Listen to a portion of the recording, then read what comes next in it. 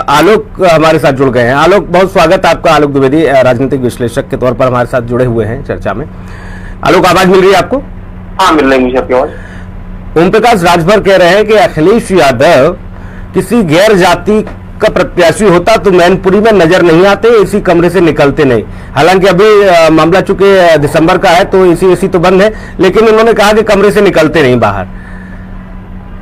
मैं उनकी बातों से इत्तेफाक देता हूँ, प्रकाश राजभर की बातों से।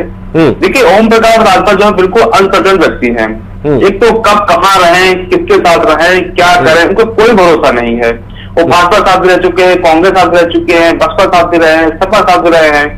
तो जितनी नदियां बहती ना, हर जगह हाथ धोने का प्रयास किए हैं। और भाजपा के टाइम में पहली बार विधायक बनने का मौका मिला, जब भाजपा के भी नहीं हुए तो किसके होंगे वो? आज इनकी जो झल्लाहट है ना, उसमें इसलिए दिख रही है कि उस सपा ने जो इनको जो फॉर्चूनर दी थी वो वापस ले ली है। वो झल्लाहट इनकी दिखाती है। मुझे लगता है इनका जो बयान है बहुत बचकारा बयान है। ऐसा नहीं करने के दूसरे प्रचार में नहीं जाते हैं, बिल्कुल जब चुनाव प्रचार में क्यों नहीं जाते हैं? लेकिन आजमगढ़, रामपुर और गोला गोकर्णनाथ में जब अखिलेश यादव नहीं दिखे थे प्रचार में, उपचुनाव में, तो इसलिए उन्होंने कहा कि क्योंकि यहाँ पर समाजवादी पार्टी का कोई घर का प्रत्याशी नहीं था, कुनबे का प्रत्याशी नहीं था। देखिए, जहां तक मेरे पास जानकारी सुनी है ना कि आजम खान जब दिल्ली दिमाग में उनका इलाज चल रहा था तो अखिलेश यादव उनसे मुलाकात की थी। उस मुलाकात के बाद ही और सूत्रों मुझे जानकारी जो मिली है ना कि आजम खान ने कहा था कि यहाँ चुनाव में देखूंगा, आप उसको आराम से घर पे बैठ लीजिए है। जो मेरे पास जानकारी, मैं उसके आधार बात कर रहा हूँ मैं।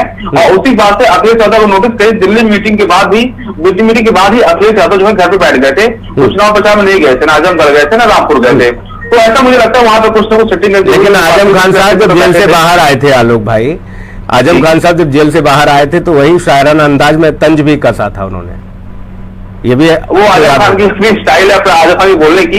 लेकिन जो मेरे पास जानकारी है मैं आपके साथ तो 10 के साथ साझा कर रहा हूँ। जनता पार्टी ने जमीन पर कार्यकर्ताओं ने साल भर 365 दिन। ओम प्रकाश राजभर भी गरीबों की लड़ाई लड़ रहे हैं, समाजवादी पार्टी भी खुद लड़ाई लड़ रही गरीबों की, बहुजन समाज पार्टी भी लड़ रही।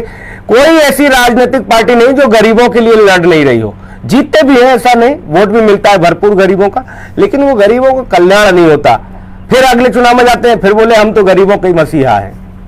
अब जब गरीबों का वोट सुभाषपा को मिल रहा है तो सपा को किसका मिलेगा और बीजेपी को किसका मिलेगा? क्योंकि इस तरीके की जातिगत आधार पर भी अब गणना हो रही है राजनीतिक दलों में कि ये हमारा है, बंजारा हमारा, ये हमारा, वो हमारा।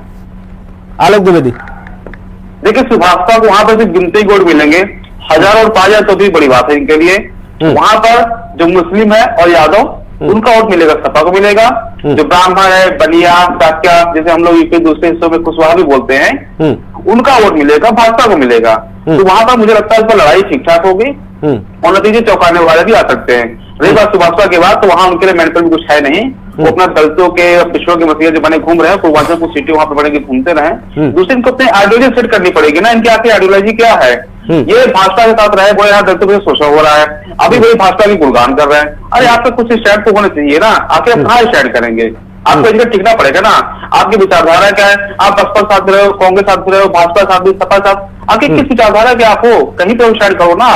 पहले अपना स्टैंड करें। पब्लिक को समझ नहीं आता कि सुभाषपा किस तरफ है।